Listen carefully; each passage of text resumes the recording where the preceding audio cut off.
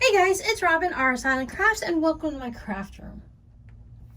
When I made the top for our mini stacks, our little quilt here for our quilt along over here on YouTube, after I pieced it all together, I went ahead and I hit it with some spray starch because I thought it'd be easier I wanted to see if that would help get the quilt to lay nice and flat and for the seams to go where I wanted to and not have to struggle to get everything all in the right places and have everything all squared up and all. But unfortunately, during that process, a couple of my red fabrics had bled. Now you can see where this snowman, he was white everywhere. He didn't have a little red frame to him. He is bled there and all around to here.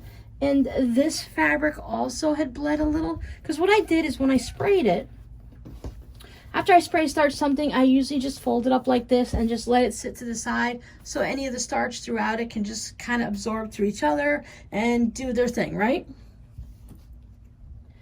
But you can see that there's just a lot of that red that bled. Now this quilt is going to be for me and I'm going to hang it up on my wall. I had hopes of putting it into the shop, but I can't do that if the fabrics are going to bleed. So this will now become a little wall hanging for my house. And if there's a little bit of red onto the white, I'm going to be okay with that because most of the time I'm going to see it from a distance and I won't notice those things. I was watching a knitting podcast several months ago, and one of their daughters had gotten a red popsicle that she ate onto the sleeve of a handmade sweater, and I believe it was a white sleeve or something really pale pink. And the mom and the kid were kind of really upset because they just finished making this sweater, knitting it. You know, knitting a sweater takes a while, even for like an 8-year-old child. And they ate a Freezy Pop, and it got all over it. Now you may think it's strange to eat a Freezy Pop with a sweater on, but they live up in Canada, so they said it gets cold a lot. But anyways, the way the grandmother got everything out is that she used Dawn dish soap. So I was going to think, I'm like, well, maybe I'll do a little test on this project to see if I put some Dawn dish soap into the water and maybe scrub the spots to get a little bit, you know, a little finger scrubbing pressure, that I might be able to get some of the dye out of this. Now, as you can see, this is just the top. It hasn't even become a quilt yet. You may think, Robin, why are you going to go ahead and quilt it if it has the bleeding red on it? And like I said, I don't mind. I put the effort into this. I used my scraps. I used my fabric. I put, you know, time into it, and I don't want to just throw it away. So I don't mind going ahead and doing this. I can cut it apart and take out the good pieces and turn them into either mug rugs or fabric postcards or something like that. But first I wanted to go ahead and try this out because it could bleed more. It could stop bleeding, or, you know, it could just take everything out and it could be like a little miracle cure. I do have my Shout color catchers if you guys have never seen these. Depending on the size of your quilt and the amount of fabric you think may bleed, you can put one or more in the washer. And if it comes out with any color on it, then you know some of your fabric bled. And this is supposed to be, you know, color catcher. It catches the color that's coming off loose in the wash. It's great for just regular laundry too. It doesn't only have to be a quilt. You can find this usually in the laundry section. Some stores have them, some don't.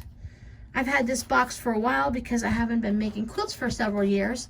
So it's okay, they last for a long time. Now, normally I would do this right in the kitchen, but I have everything set up here in the craft room. I'm just going to be very careful.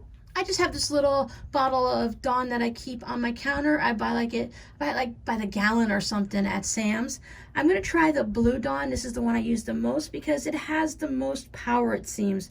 It's good for fleas on your cats and dogs, plus it's a very mild. I use this to give them a bath all the time. I don't use any of the pet shampoos. This gets them nice and clean. It's easy to rinse the soap out. It doesn't leave like a lot of residue on their fur. And as I said, it's good to kill the fleas. We've had a few infestations when the kittens are small and stuff like that, and this takes care of it really easily. Do I know how much to put in? No, I don't know a precise amount. Soap rinses out, so I'm going to be cautious and not pour a bunch in, but I do want enough that's going to make it to be able to clean. So it is a concentrate. Let's just go with that. I can add more directly to the quilt if I want to get a stubborn stain out. I am using cold water because as far as I know, hot water will make fabric run more. And my first plan is to just go ahead and let this soak. I'm going to agitate it a little bit.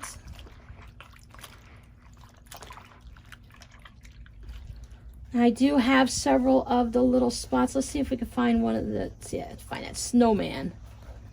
So that we know we have some of it right here, right?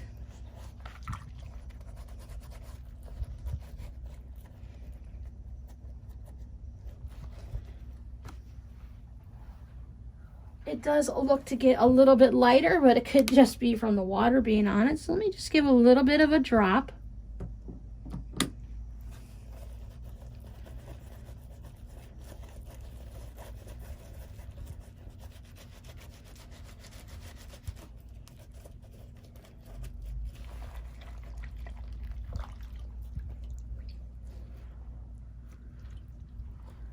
I don't know about you guys, but that looks like it's a lot lighter to me.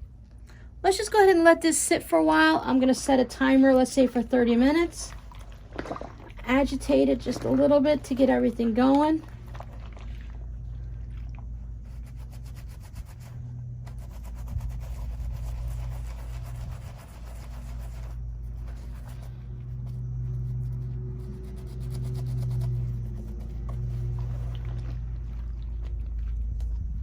And just to be cautious with everything, I'll go ahead and put a color catcher in too.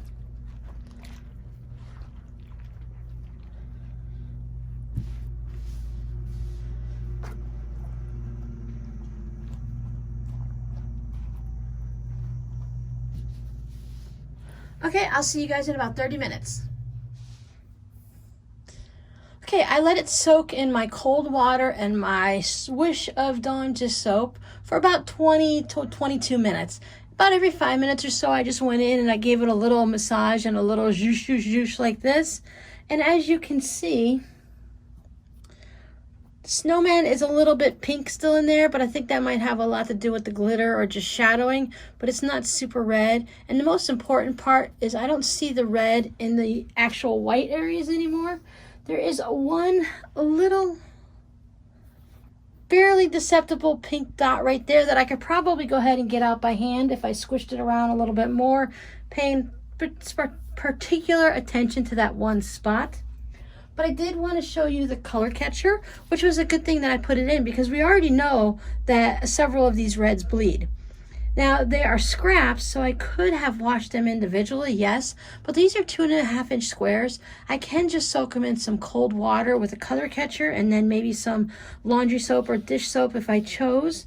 But yeah, I took my chances and you see what happened. So I thought I would just try that done. Now, I think it's going to be a really good thing, like if you made your quilt and you didn't realize that some little itty bitty red dot on some type of fabric bled, not something that you thought like maybe there's red polka dot stocking here. Maybe there was one piece there that you thought, okay, well, that's just a little red. It's not red dyed. It's not a deep dark red fabric. It should be okay. And it does bleed a little. A little bit of Dawn just may save your quilt. I don't know if it's something I would use just because. I don't put Dawn dish soap in my washing machine when I wash a quilt or anything like that. I actually don't use soap at all when I wash my quilts. I just put color catcher in because if it's going to go to someone's house, I don't want it to have a perfumey smell to it. But if you had something that bled a little, it's already bled. Your quilt is basically what you'd consider ruined. Why not give it a little chance with some Dawn? Okay, so here's the color catcher. It's a little bit hard to see on the camera, but it is a pale pink. It was very white, and now when I lay it down like that, you can kind of see that it's a little bit pink on there. So it was definitely a good idea to put that color catcher in the water. Now this is really soaking wet still. I didn't wring it like this. I squished it around like this and just massaged it in the water. I did the same thing when I rinsed it, and I just kind of let the water go around it because we can be talking about possible bias here.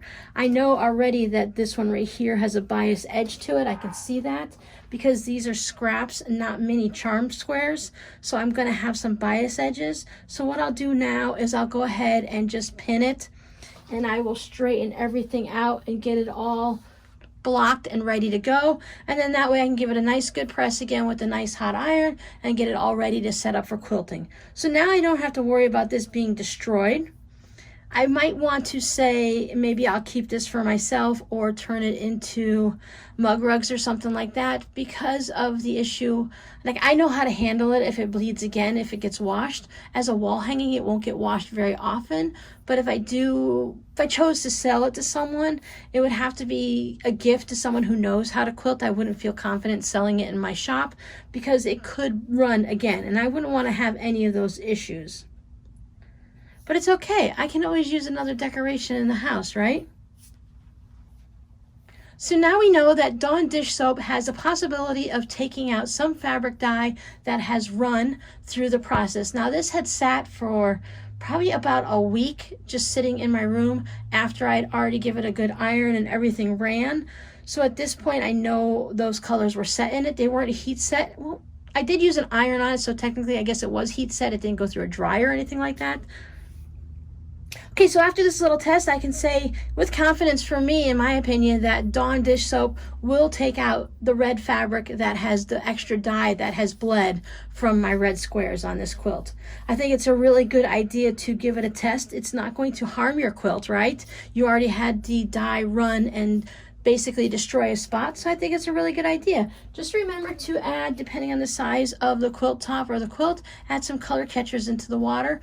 You could soak it in your bathtub or your kitchen sink or some type of a bin. I would just make sure that whatever you're soaking it in is nice and clean. I went ahead and washed out my bowl with some hot soap and water just to make sure there was no grease in it, because I didn't want to add an extra problem into it. So if you're going to use like a bathtub or something like that, make sure it's clean, and I would definitely avoid any type of bleach products, because I would worry that if there was any bleach residue left in the bathtub that it would get onto this. So maybe one of those Rubbermaid plastic tubs would be a good idea. Just do that in a shady place outside or something like that. But I'm going to keep that in my bucket of tools there, my repertoire of tools, so in case I have any more bleeding, then I'm going to go ahead and try the Dawn before I hyperventilate and freak out. So I hope this little experiment has helped you guys, and I'll see you guys later. Bye.